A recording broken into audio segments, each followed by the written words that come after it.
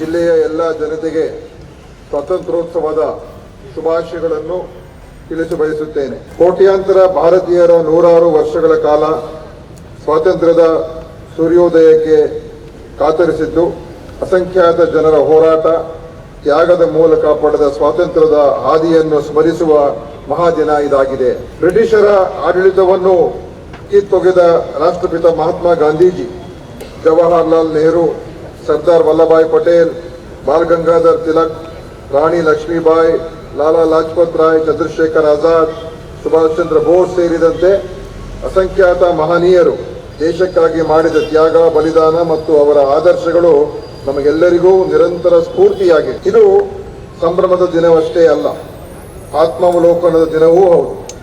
ಸ್ವಾತಂತ್ರ್ಯೋತ್ಸವ ಪ್ರತಿಯೊಬ್ಬ ಭಾರತೀಯನ ಪಾಲಿಗೆ ಅತ್ಯಂತ ಮಹತ್ವದ ದಿನ. ಶ್ರೀಮಂತ ಸಾಂಸ್ಕೃತಿಕ ಪರಂಪರೆಯ ಈ ಭವ್ಯ ದೇಶದ ಪ್ರಜೆಗಳಾಗಿ ಹುಟ್ಟಿದ ನಾವೆಲ್ಲರೂ ಭಾಗ್ಯವಂತರು. ಇತಿಹಾಸ ಹೇಳುವಂತೆ ತ್ಯಾಗ, ಬಲಿದಾನ ಮತ್ತು ಆತ್ಮ ಗೌರವದ ಬಗ್ಗೆ ಮುಂದಿನ ಜನಾಂಗಗಳಿಗೆ ತಿಳಿಸಿದಾಗ ಮಾತ್ರ ದೇಶದ ಪ್ರಖ್ಯಾತಿ, ವೈಭವ ನಿರಂತರ ಜಾಗೃತಿಯಿಂದ ಇರುತ್ತದೆ.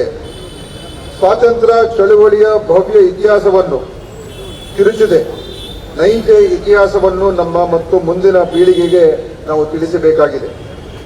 ಶ್ರೀಮಂತ ಚರಿತ್ರೆ, ಶ್ರೇಷ್ಠ ಪರಂಪರೆ, ಸಾಂಸ್ಕೃತಿಕ ವೈವಿಧ್ಯತೆ ಹೊಂದಿರುವ ನಮ್ಮ ದೇಶ ಸ್ವಾತಂತ್ರ್ಯಗೊಂಡ ಬಳಿಕ ರಾಷ್ಟ್ರವನ್ನು ಕಟ್ಟಿ ಬೆಳೆಸಬೇಕಾದ ಮಹತ್ತರ ಜವಾಬ್ದಾರಿ ದೇಶದ ಆಡಳಿತಗಾರರ ಮುಂದೆ ಇತ್ತು.